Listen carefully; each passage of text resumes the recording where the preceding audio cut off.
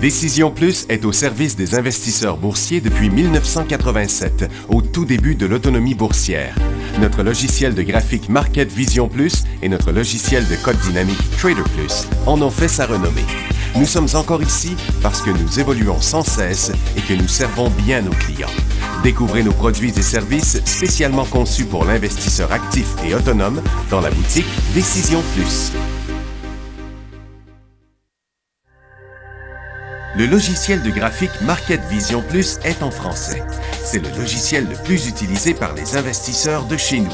C'est lui que vous voyez dans le feu de l'action. Trouvez, classez et analysez plus facilement avec cet outil sans pareil pour suivre la bourse et prendre les meilleures décisions. Gardez vos titres à l'œil avec Market Vision Plus. Consultez la boutique Décision Plus pour en faire l'essai pendant 10 jours sans aucun frais, c'est garanti. Laissez-nous vous guider pour analyser la bourse et prendre vos décisions. Les analystes de Guru.tv feront tout le travail pour vous. De minute en minute, nous classons les titres selon leur situation technique. Nous révélons les signaux d'achat et de vente. Nous publions des recherches poussées et nous prodiguons des conseils en temps réel.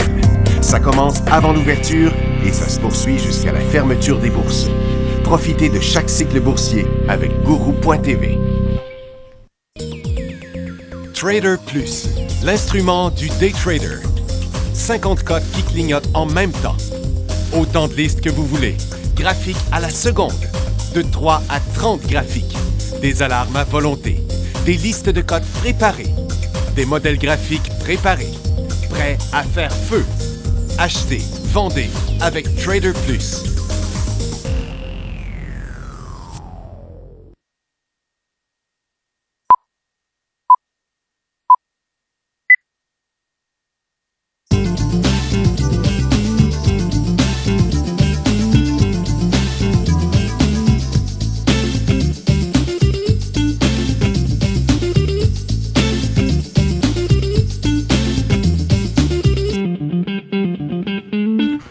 Bonjour tout le monde, bienvenue dans le feu de l'action lundi le 12 septembre 2016. Bien, les marchés réagissent encore une fois à des commentaires des gens de la Fed. Il y en a qui ont parlé la semaine dernière, il y en a un autre qui a parlé ce matin puis qui a dit on va avoir des sérieuses discussions. Puis là, ben, ça a été interprété comme c'est plus sûr qu'il va y avoir des hausses d'intérêt. Vous savez, ils n'arrêtent pas de jouer au yo-yo avec nous autres. Il y en a une autre qui parle c'est le gouverneur de la Fed, Lael Brainard, qui va parler en direct à 13h15. Et puis, bon, dépendamment de ce qu'ils vont dire. Ça fait que le marché est volatile, up and down. Ce qui montait un matin remonte, ce qui descendait un matin remonte, puis ce qui a monté un peu à l'ouverture redescend, puis les ressources ont chuté puis ont remonté. C'est juste de la volatilité pour l'instant. On va faire le tour de tout ça. Bon, en Chine puis en Europe, il se passe rien. Ils disent tous que ça suit le marché américain. Et puis, dans le marché... on va commencer par les nouvelles. Tesla Motor, c'est un petit rebond. Ils vont faire une mise à jour logicielle dans les prochaines semaines du système d'autopilote. Sanofi et Google forment un partenariat dans le diabète. Ils vont investir 500 millions pour développer des dispositifs et offrir des services. Et puis, les difficultés financières de Hanjin, une compagnie de transport chinoise, a provoqué une hausse de prix. Ça va profiter à un paquet de compagnies apparemment, là. Mais pour l'instant, je ne vois pas ça. Le New York Stock Exchange met en place des nouvelles procédures qui permettraient d'éliminer la règle 48 qui permet aux teneurs de marché, aux teneurs de marché de retarder l'ouverture d'un titre lorsque les marchés sont volatiles. Oui, c'est justement ce qu'un directeur de banque m'expliquait il n'y a pas longtemps, que c'est ça, souvent les mainteneurs de marché, à cause de la volatilité du marché, de bonne heure, ils se retirent, ils attendent. Ils attendent que le stock se stabilise, puis après ça, ils commencent à maintenir le marché dessus. Donc, Ça veut dire que... donc, il n'aurait plus le droit. Il faudrait qu'ils fassent le job. C'est bien facile, faire la job, rien. Fait qu'autrement dit, quand ils ont des risques de perte, ils débarquent. Et puis, puis c'est le gars de la fête d'Atlanta qui a fait rebondir les marchés là, un matin. Potash et Agrium, ben, fusionnent.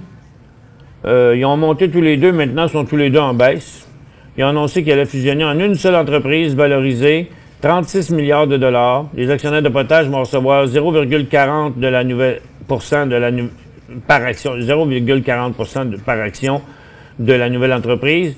Ceux d'Agrium, 2,23, basés sur le cours du 29 août, qu'ils disent. Puis ça, cette petite compagnie-là, Great Lake Graphite ou Grand Lac Graphique, ont commencé à remonter un petit peu. Ils ont eu une commande de produits de haute pureté d'un client dans l'avionique. OpenText était en chute vendredi, il est en hausse aujourd'hui parce qu'il va acheter la division de contenu de Dell pour 1,6 milliard.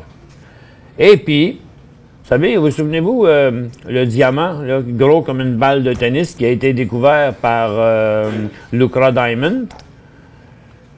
C'était une belle garnotte, là, mais je me souviens plus comment elle pesait de carats. 1000, je sais plus trop quoi, carats, là. Ben, ils l'ont vendu. Ils ont vendu un bijoutier des stars de Grisogogno. Grisogogno, je sais pas c'est où. Savez-vous combien ils ont vendu ça? Mais faites un guess. Juste une roche. Une roche brillante, grosse comme ça. 82 millions. 82 millions, c'est pas rien. OK. Bon, vous voyez ce qui s'est passé aujourd'hui, là? Le marché a ouvert en baisse, sur tous les marchés. On pensait que ça pouvait revenir à la baisse, mais c'est pas ça qui est arrivé. Le graphique a bien montré que c'est parti de l'autre bord. Fait que là, on est revenu au point de vendredi, juste avant la dernière chute, là. Donc, on a eu un V-shape ici ce matin. Et puis là, c'est stabilisé. Regardez, le Dow, il est stabilisé aussi. Bon, là, ils sont en train d'attendre le dernier commentaire de celui de la Fed, là. De celui qui va parler là, bientôt, là, le président de la Fed, qui est le gouverneur de la Fed, Brainard, qui s'appelle. Donc, Nasdaq est un petit peu plus fort, continue légèrement, pas beaucoup, là. Puis tous les autres sont arrêtés, là, pour l'instant, il y a zéro mouvement dans le marché. On va remettre ça en 5 minutes ici pour avoir une meilleure vision. Les pétrolières ont chuté, sont revenus à zéro. Les matériaux ont chuté, sont revenus avec une petite hausse. Les mines ont chuté, sont revenus presque à zéro. L'or a chuté, puis est revenu avec une petite hausse. Tous les autres secteurs, regardez à Toronto, consommation discrétionnaire descendait et est revenu à zéro. Les industriels sont même positifs un petit peu, tandis que la consommation de base, les services financiers, les télécoms, les services aux collectivités sont tous restés en baisse. La hausse de la technologie, c'est pas réel, c'est pas les titres, c'est seulement OpenText à cause du deal qu'ils ont fait. Et puis, donc là, il n'y a pas vraiment de direction là. Vous voyez, regardez, les marchés ont chuté solidement vendredi, ils ont commencé à la baisse un matin, on est revenu. Bon, là, on est dans quoi ici? Une pause difficile à identifier vraiment, là. Ça pourrait être un premier creux, là. Puis le SPY fait pareil, donc là, c'est trop récent encore. Puis le SPTT, bien, il bouge pas, là, il est comme au point mort. Il est survendu, toutefois, indiquant qu'il devrait y avoir une rechute, mais quand ça chute, ça reste survendu, là, tout simplement. Donc, on ne sait pas trop où que ça s'en va.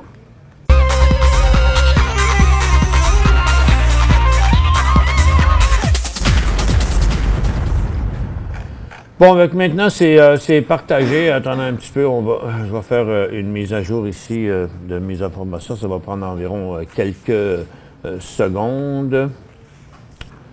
La première question, pif, vendredi, ça n'a pas été répondu, il me semble, ça. OK, les télécoms restent en cycle baissier. Il y a l'inversement de la tendance à court terme. La techno, elle, a rebondi, donc à cause de ça, ça va passer neutre. Les télécoms continuent, pas les télécoms, la consommation de base continue à la baisse. La consommation discrétionnaire s'est estompée pour l'instant, là, ça n'a pas non plus viré de bord, on ne sait pas trop où ça va aller. Les services aux collectivités, ils continuent. Les industriels, c'est vraiment une très petite retenue. Là. Ça pourrait bien finir en bas avant la fin de la journée aussi. Là. Donc, c'est pas clair encore le mouvement. C'est pas encore assez solide. Par contre, on peut dire que la correction est comme arrêtée là, vraiment sur les orifères. C'est pas mal le seul secteur. Orifère, mine, énergie, là, c'était en continuité à la baisse, puis là, ça a l'air à vouloir reprendre un peu. Je vais vous montrer ces graphiques-là, mais sur une dizaine de jours, ça va être plus facile. Vous voyez, ça, c'est la chute de ce matin. Puis on avait annulé le dernier cycle, puis là, en partant ici, il y avait un signal baissier ce matin, mais il n'y a pas eu de deuxième mouvement. Puis là, on est revenu là. Fait que la direction, c'est pas clair là, pour l'instant. On va le voir lorsque ça va sortir d'ici, probablement d'ici la prochaine heure, une heure et demie, là, ça devrait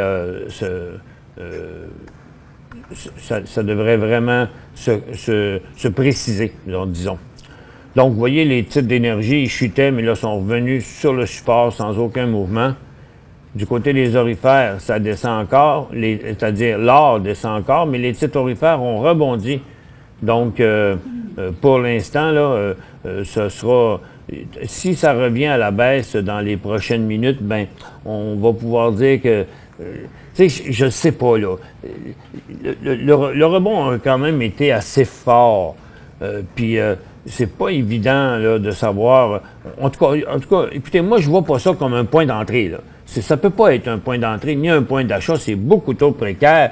Ça tiendrait de la théorie du 25 cents, là, pile ou face, là, en faisant ça, là, parce qu'on n'a pas d'indication de direction nulle part. À la mort, c'est spécial, pareil. Il se permet quasiment, il n'y a pas un élan haussier, là, mais on dirait bien que... Et puis, donc, pétrole, or, mine, pour l'instant, ça indique la fin du cycle baissier, mais toujours pas de cycle haussier. Toujours pareil, les marchés n'ont pas changé. Daniel, bon, je vais regarder votre titre, Daniel, mais j'ai l'impression que j'avais pas répondu ça vendredi. Je vais vous le dire tout de suite, parce que j'ai pensé, tu sais, PIF au PIF, PIF. Polaris Infrastructure. Peut-être qu'on voulait, mais qu'on n'a pas eu le temps. Bon. Là, le dernier cycle haussier s'est annulé, donc la tendance... ça a l'air d'une tendance, mais c'est un cycle. C'est rare que ça arrive, mais il a fait un cycle de 50 %. Donc là, le titre est en correction. Si il se stabilise ici, puis il décroche à 14 $, ça va être définitivement un point de vente.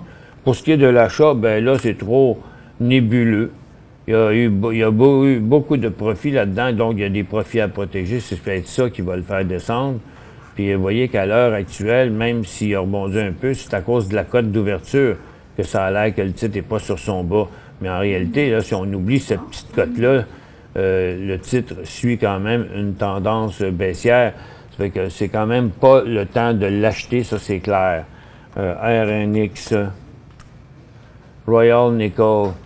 Bon à acheter. Claude demande. Non, regardez, ça nous prendrait au moins 44 là, pour montrer l'inversement de sa tendance baissière.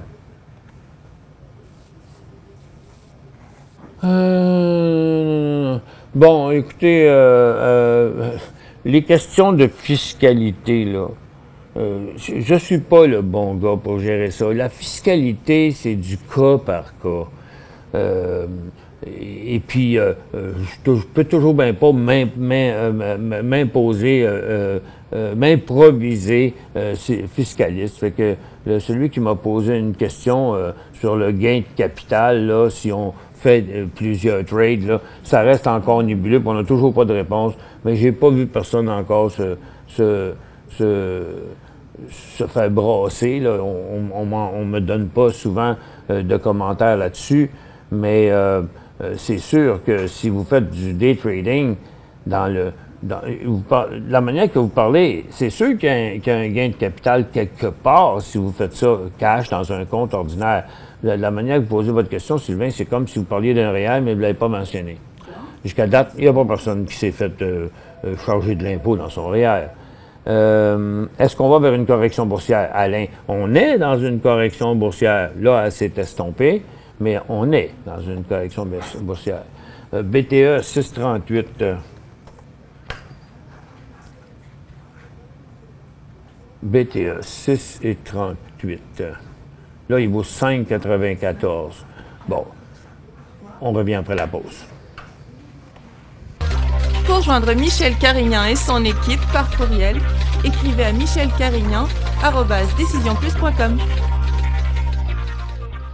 5 bonnes raisons de gérer vos investissements avec Banque Nationale Courtage Direct. Des frais de commission fixes à 9,95 en tout temps pour tous les clients et à partir de seulement 6,95 si vous êtes un investisseur actif. Aucun frais d'administration annuel si vous détenez plus de 20 000 $ dans vos comptes. La possibilité d'ouvrir des comptes enregistrés en devise américaine.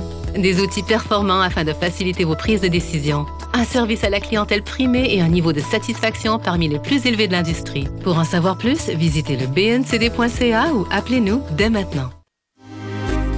Décision Plus est au service des investisseurs boursiers depuis 1987, au tout début de l'autonomie boursière. Notre logiciel de graphique Market Vision Plus et notre logiciel de code dynamique Trader Plus en ont fait sa renommée. Nous sommes encore ici parce que nous évoluons sans cesse et que nous servons bien nos clients. Découvrez nos produits et services spécialement conçus pour l'investisseur actif et autonome dans la boutique Décision Plus.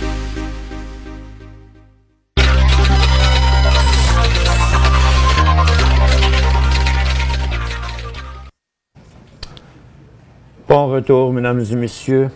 À propos des cours, j'ai toujours des questions sur les sessions d'automne, sur les cours d'analyse technique. Bon, les dates sont sorties, je vais vous avoir ça avec plus de précision. Demain, là, c'est début octobre. J'ai oublié la date, là, mais c'est dans les 2 et 3 prochaines, 2 et 3 premières semaines d'octobre, dans le milieu de la semaine. Je vous confirme ça demain. Ou après l'autre pause, ouais, après l'autre pause. Bon, ben, les textes, là, tout dépend du secteur énergie. OK, BTE, on va recommencer ici, puis on va le mettre là avec les indices, puis voir qu'est-ce que les autres stocks font. Ça, c'est le secteur énergie, puis ça, c'est BTEX. Vous voyez qu'à court terme, il se ressemble, mais il est plus faible parce que l'énergie est là. Donc, c'est pas un des stocks les plus forts qui se tient en haut, mais plutôt comme vous voyez, eux autres sont en haut, le Painted Pony, Enerflex, là, tandis que BTEX, lui, il est plus loin par en bas. Donc, si le secteur revient, ça va y sauver la vie, mais si les titres pétroliers décrochaient encore, il y aurait un signal de vente. Et le signal de vente, ici, quand je vais vous le montrer dans un graphique intra-séance, il est très facile à voir, le signal de vente serait 5,70. J'ai environ 50 000 en liquide. Mes choix sont... Boy, j'avais un gros choix. Lesquels me conseillez-vous, Carole? Mes choix sont A, B, B, V. OK, attendez un peu là. A, B, B, V. Mettre ça là. AbbVie. Pour l'instant, c'est pas mal précaire. Il est sur le bord de l'inversement de sa tendance. J'en aurais peur. Tesla. TSLA.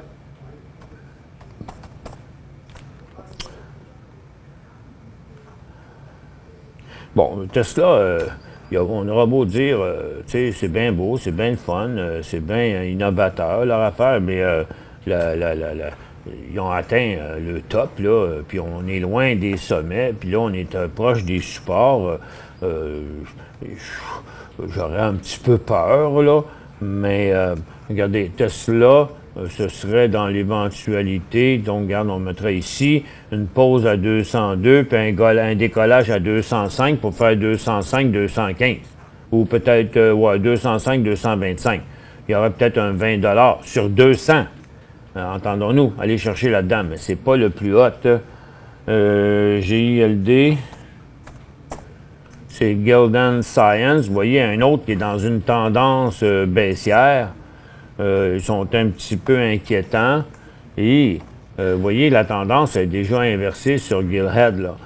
Donc, il est à un cheveu de décrocher par là, puis s'il passe par là, ça peut être une faiblesse aussi.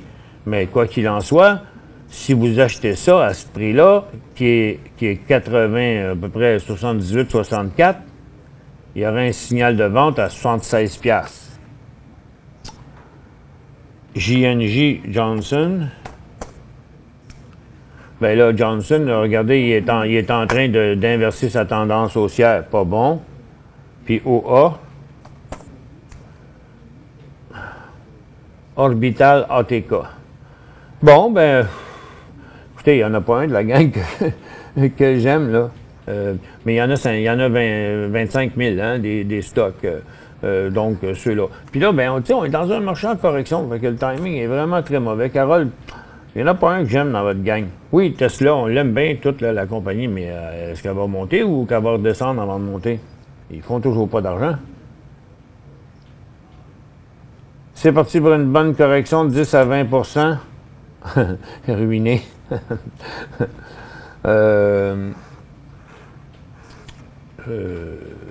10 à 20 c'est beaucoup, ça, 10 à 20 là.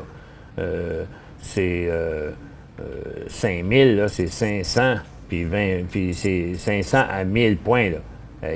Ça veut dire que le Nasdaq, 20 là, il finirait ici, là, OK? C'est un peu fort, là, c'est un peu fort. On ne peut pas prédire des chutes de marché de cette grosseur-là, là. On le voit décoller, on le voit chuter, on le voit inverser, puis on agit, puis après, on suit pour voir jusqu'où ça va aller. On ne peut pas prédire le point jusqu'où ça va aller. Que faire avec OGC à 5,5? Oceana Gold, 5,5.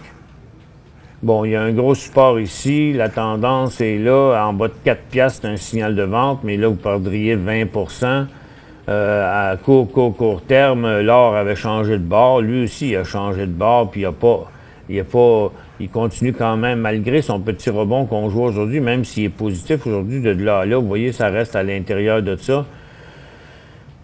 S'il passe 4,80, vous allez rentrer dans votre argent, mais je pense que à 4,60, il faudrait y penser sérieusement à s'en débarrasser. SWY,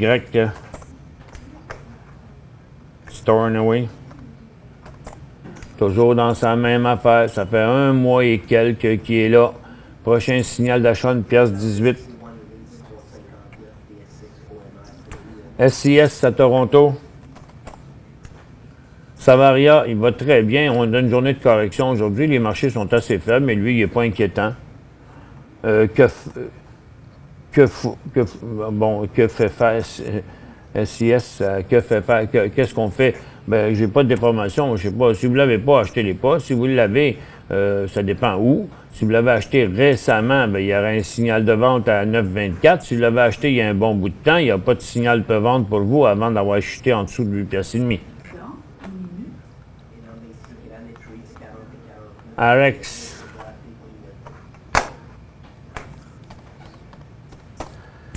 Carole demande Arex.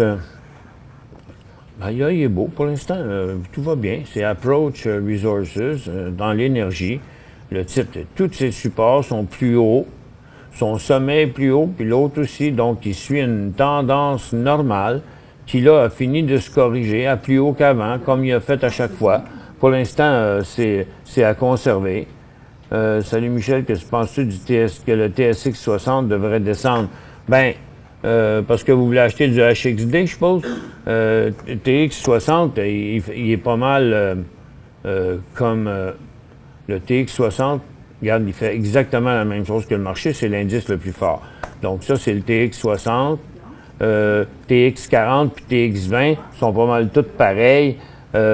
Moi, je peux pas dire qu'il va... Regarde, c'est le marché qui va décider. On est dans une formation neutre depuis longtemps, puis là, on a entamé une correction. Oui, je pense que le marché devrait se corriger encore un peu plus, mais ça va nous prendre la preuve, OK? Puis on va le voir quand le TX 60 va chuter à 835 points.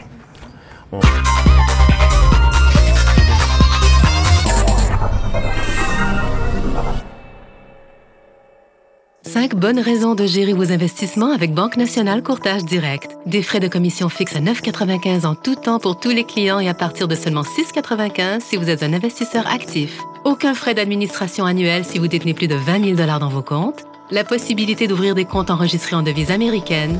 Des outils performants afin de faciliter vos prises de décision. Un service à la clientèle primé et un niveau de satisfaction parmi les plus élevés de l'industrie. Pour en savoir plus, visitez le bncd.ca ou appelez-nous dès maintenant. Laissez-nous vous guider pour analyser la bourse et prendre vos décisions. Les analystes de Guru.tv feront tout le travail pour vous. De minute en minute, nous classons les titres selon leur situation technique. Nous révélons les signaux d'achat et de vente. Nous publions des recherches poussées et nous prodiguons des conseils en temps réel. Ça commence avant l'ouverture et ça se poursuit jusqu'à la fermeture des bourses. Profitez de chaque cycle boursier avec Guru.tv.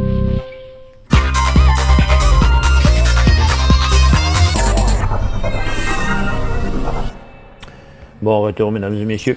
Oui, c'est ça. C'est le 6 octobre. C'est un mercredi. Le 6 octobre, c'est le cours 6. Cours 6, c'est le cours de base pour les débutants ou ceux qui ont déjà suivi des cours d'analyse technique mais qui ne sont pas là.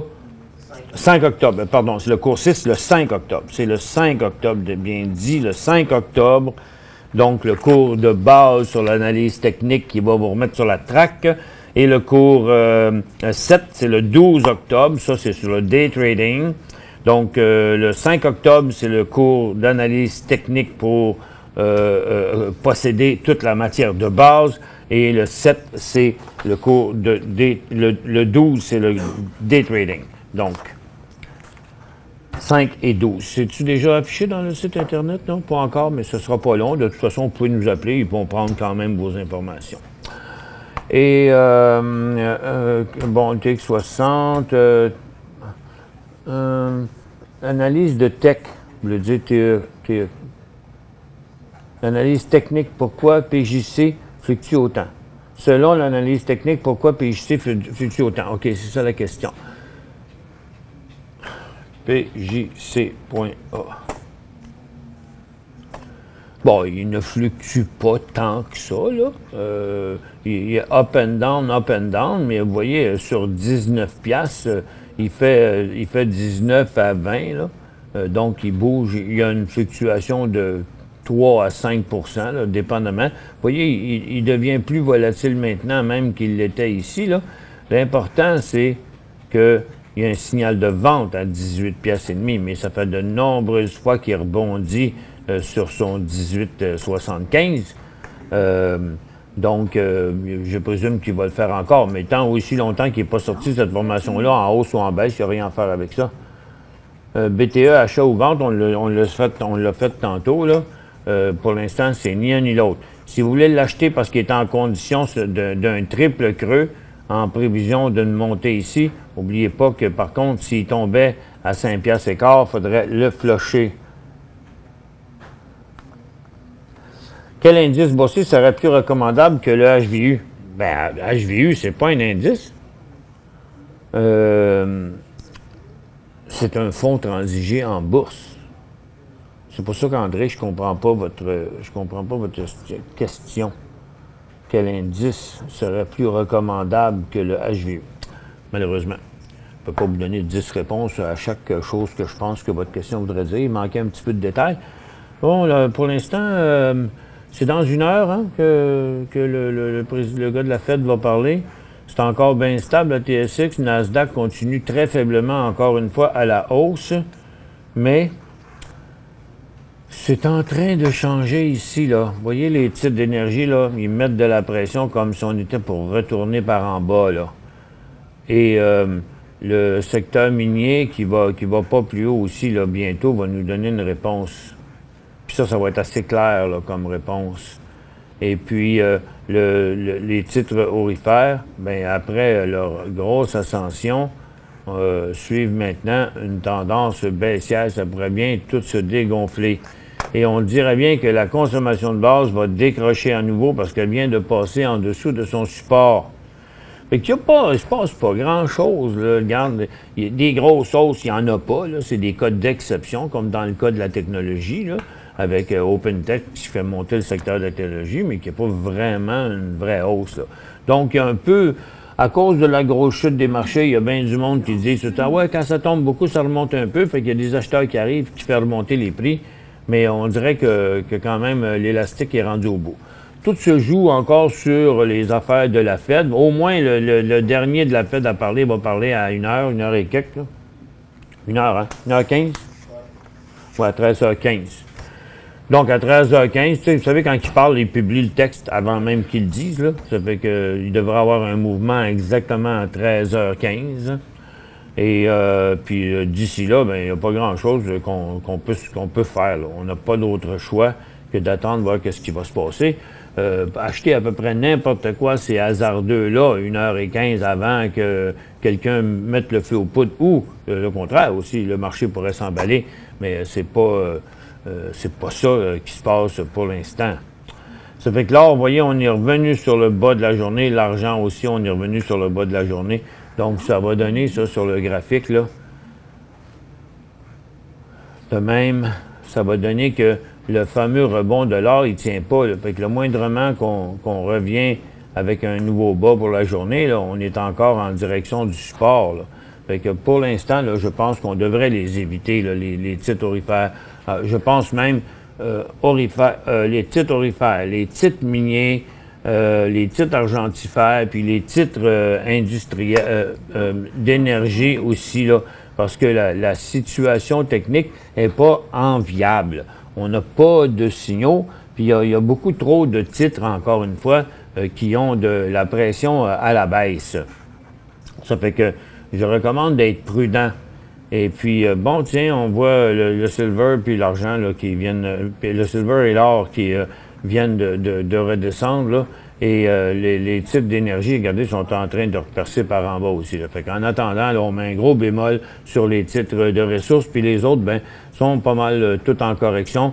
Évitez quand même les achats. Ça sert à rien d'acheter dans un marché quand le marché est négatif. Au contraire, plutôt, à chaque fois que vous voyez des supports se faire briser, il faut que vous passiez à l'action et liquider ou diminuer certaines positions. Merci d'avoir été avec nous. On se retrouve demain.